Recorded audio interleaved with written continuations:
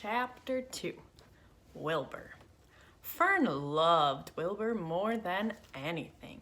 She loved to stroke him, to feed him, to put him to bed. Every morning, as soon as she got up, she warmed his milk, tied his bib on, and held the bottle for him. Every afternoon, when the school bus stopped in front of her house, she jumped out and ran to the kitchen to fix another bottle for him. She fed him again at supper time and again just before going to bed. Mrs. Arable gave him a feeding around noontime each day when Fern was away in school.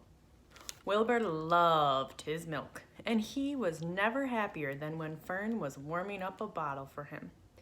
It reminds me of Miles when I'm about to feed him.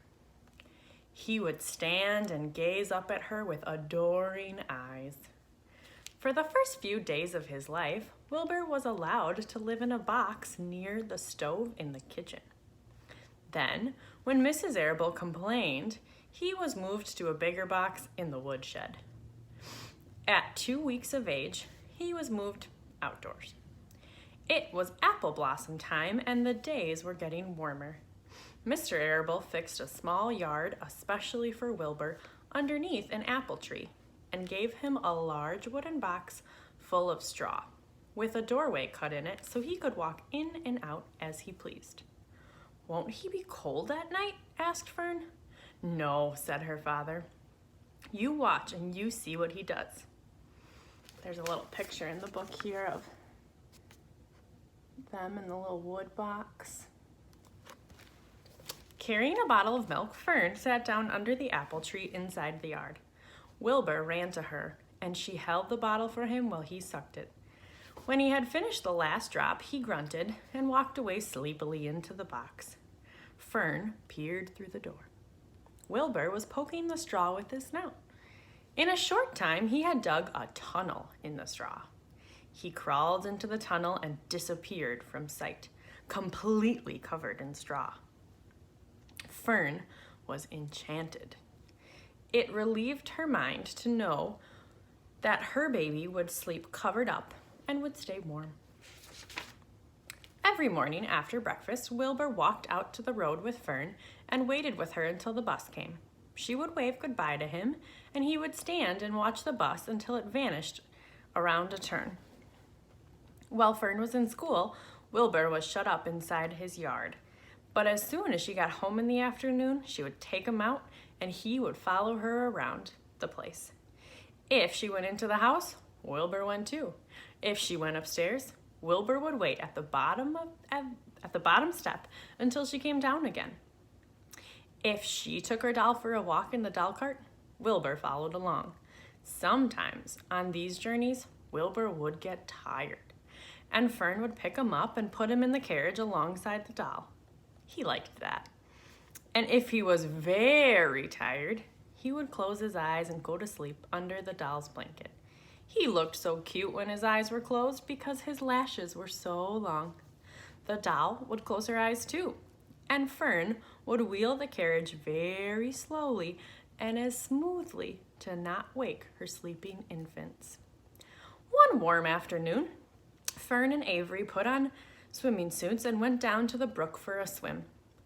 Wilbur tagged along on Fern's heels. When she waded around in the brook, Wilbur waded in with her. So waded would be like to walk into the brook. He found the water quite cold, too cold for his liking. So while the children swam and played and splashed water at each other, Wilbur amused himself in the mud along the edge of the brook, where it was warm and moist and delightfully sticky and oozy. Every day was a happy day, and every night was peaceful. Wilbur was what farmers call a spring pig, which really means he was just born in the springtime. When he, pause there for a second, there's a little picture of them walking and him sleeping. Two cuddly little ones. When he was 5 weeks old, Mr. Arable said that he was now big enough to sell and would have to be sold. Fern broke down and wept. Wept means like to cry. But her father was firm about it. Wilbur's appetite had increased. He was beginning to eat scraps of food and in addition to his milk. Mr. Arable was not willing to provide for him any longer. He had already sold all of Wilbur's 10 brothers and sisters. "He's gotta go, Fern," he said. "You have had your fun raising a baby pig, but Wilbur is not a baby anymore, and he has to be sold." "Call up the Zuckermans," suggested Mrs. Arable to Fern. "Your Uncle Homer sometimes raises a pig, and if Wilbur goes to live there, you can walk down the road and visit him as often as you would like." "How much money should I ask for him?" Fern wanted to know. "Well," said her father, "he's a runt. Tell your Uncle Homer you've got a pig you'll sell for $6. See what he says." It was soon arranged. Fern phoned and got her Aunt Edith, and her Aunt Edith hollered for her Uncle Homer, and Uncle Homer came in from the barn and talked to Fern. When he heard that the price was only $6, he said he would buy the pig.